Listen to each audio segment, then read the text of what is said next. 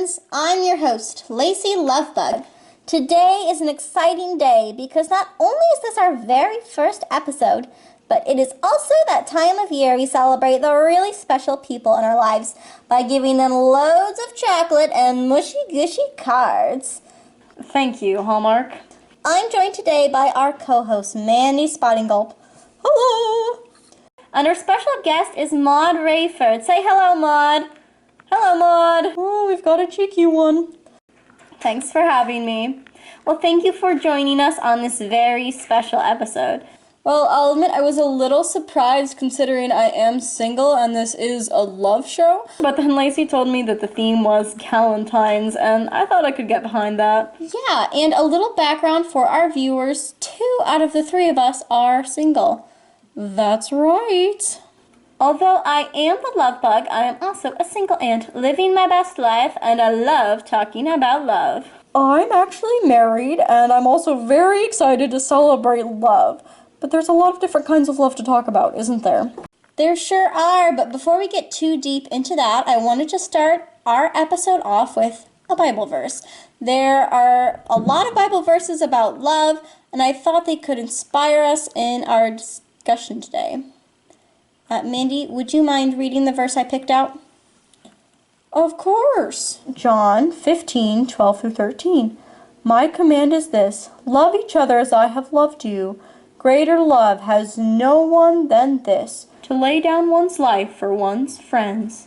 Oh, that is good. So when we read a verse, it's important to know what's happening around the verse. Who's saying it, who are they saying it to, and what's happening while they're saying it, etc. So this verse is from the book of John, which is one of the 4 Gospels, which are 4 accounts that document the life and preaching of Jesus. They're all true. This one was written by John, who was one of the 12 disciples, Jesus' closest friends. John was also noted as being the one whom Jesus loved, so he was sort of like Jesus' best friend. I think it's funny that John wrote himself as the one whom Jesus loved. Like, obviously the Holy Spirit guided all the writers in the Bible about what to say. They couldn't write down anything that wasn't true. But I wonder if John felt embarrassed to say that, like, oh yeah, I'm his favorite.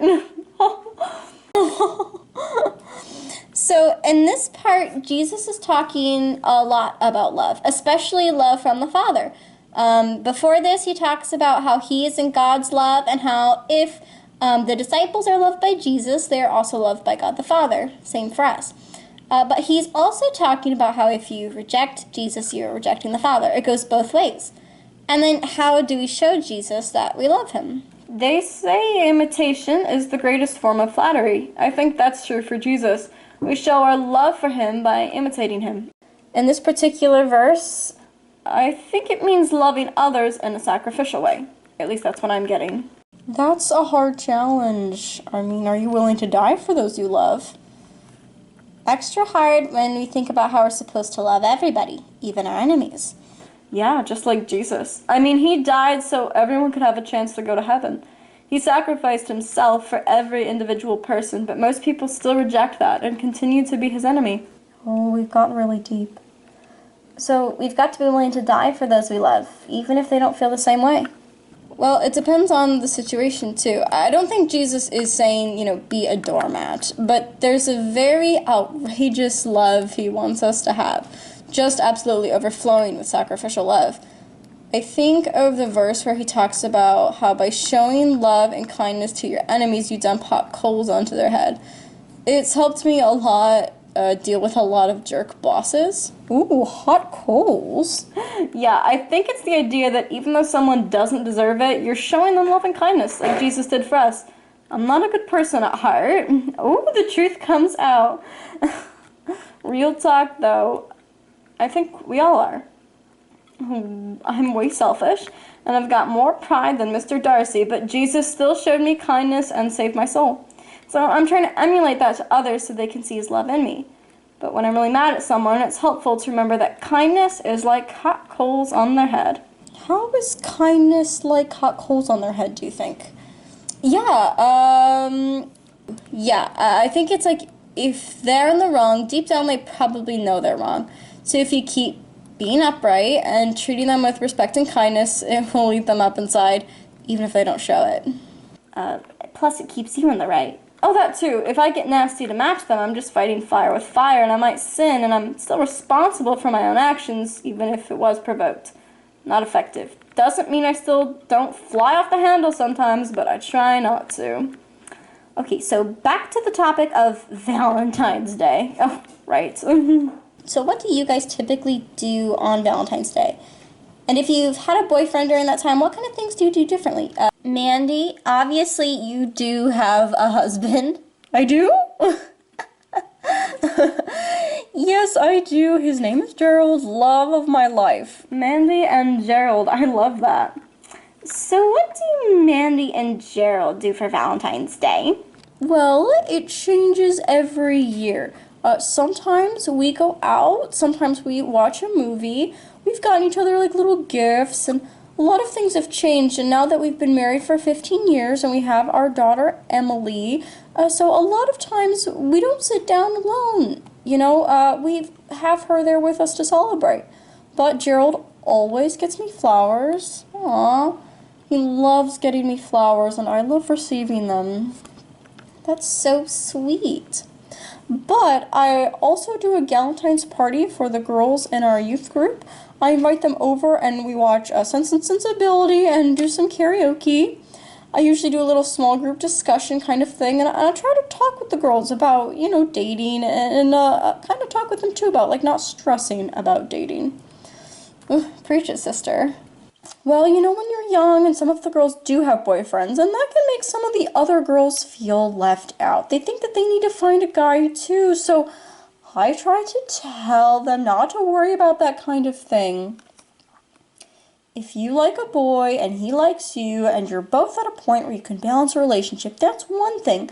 But there are a lot of girls who feel this unnecessary pressure to date just because they like the idea of dating, and maybe they're a little lonely. Some girls want boyfriends the same way they want a best friend. And even for the girls who are in a relationship, you know, I try to tell them, like, if it doesn't work out, it's okay. You're young and you're still figuring things out. It's okay if it's not the right time or person. Been there. What kind of advice do you give these girls? Well, when I was in my early 20s, I felt like all my friends were getting engaged or getting married, and I felt like I was the only single frog around. That wasn't true, of course, but it felt that way sometimes. And I dated some guys that I probably shouldn't have dated just because I thought I had to be married soon. I ended up meeting Gerald by chance in my 30s, and we got married a little while later. I wish now I would have relaxed more in my 20s because single was nice in a lot of ways. I took it for granted sometimes. I love Gerald, but living with another person is hard sometimes. I love what you say about not rushing things. As a person who's kind of in that space, it does feel like there's some pressure there to be in a relationship. Like, no one is telling me outright, like, you should get a boyfriend, but when relatives ask or you see other people getting married and having babies at the same age as you, you can feel like you're behind or something. Yeah. And we shouldn't try to date somebody just because we want to be in a relationship, should we? I mean, we should only do it if we want to be in a relationship with that person. Right.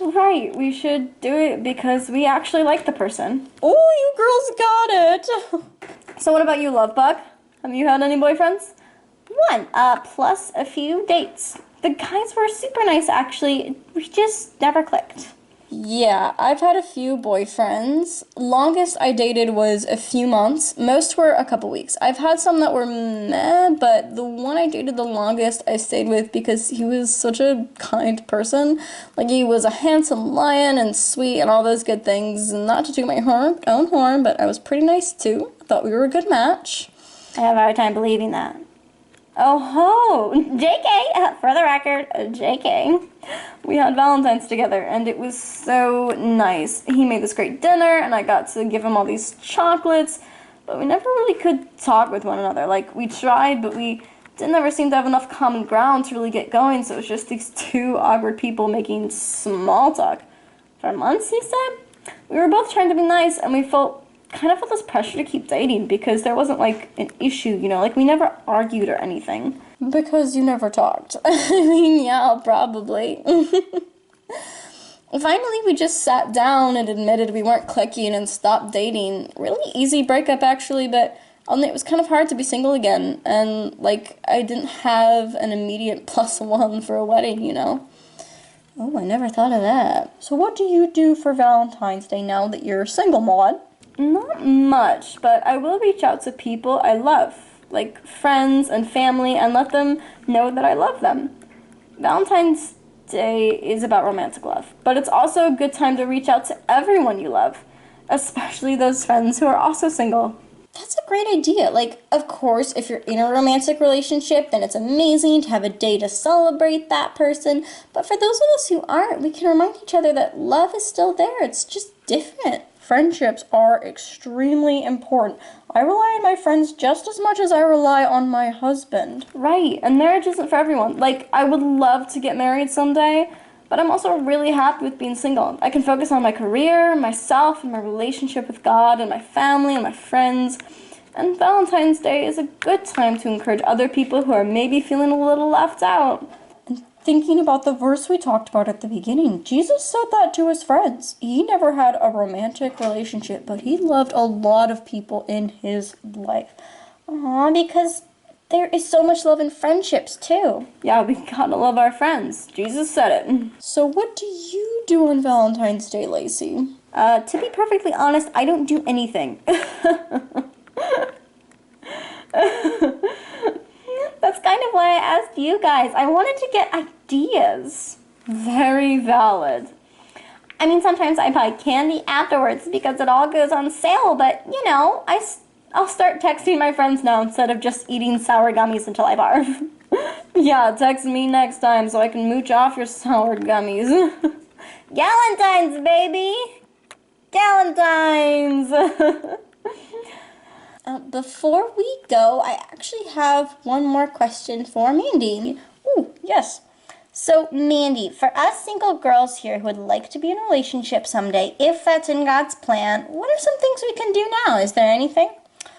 Well, Maude already mentioned it earlier, I think, but you can spend time getting to know yourself, doing experiences you've always wanted to do, improving your knowledge of God. But something helpful you can also do is make a list of attributes you might want in a future husband. Ooh, I like lists. Like tall, dark, and handsome? Yes, well, that could be on there. Something I did when I was still single was I made a list of attributes I wanted in a future husband. Then I took all those attributes and I divided them into 3 categories: absolute musts, preferred, and nice to have. Absolutes, preferred, and nice to have. As an example, my absolute must would have believes in Jesus, wants kids because I wanted kids, comfortable to talk with. In preferred, I might put appreciates humor or has a nice smile. And in nice to have, I might put things like he's an artist or tall. If you think you might be interested in someone, you can put him up against your list and see how he measures up. If he doesn't meet your absolutes, you don't want to go any further. If he doesn't meet preferred, then you might just want to take a step back and make sure you're not just trying to enter a relationship because you want to be in a relationship. And it's not actually because you love the guy. Nice to have are usually just nice things to keep an eye out for. That's actually really good advice. This old toad still has some good advice in her on occasion. First of all, you are not old, and second of all, we definitely need the advice. You are full of it today. Oh, what did I say? Cheeky! Well, I think that's all the time we have for today. Thank you guys for talking with me today. Maude, thank you for visiting. Thanks for having me. It was a pleasure, dear. Say goodbye, everyone. Goodbye, everyone. Goodbye, kids. Till next time, this is Lovebug. Happy Valentine's Day.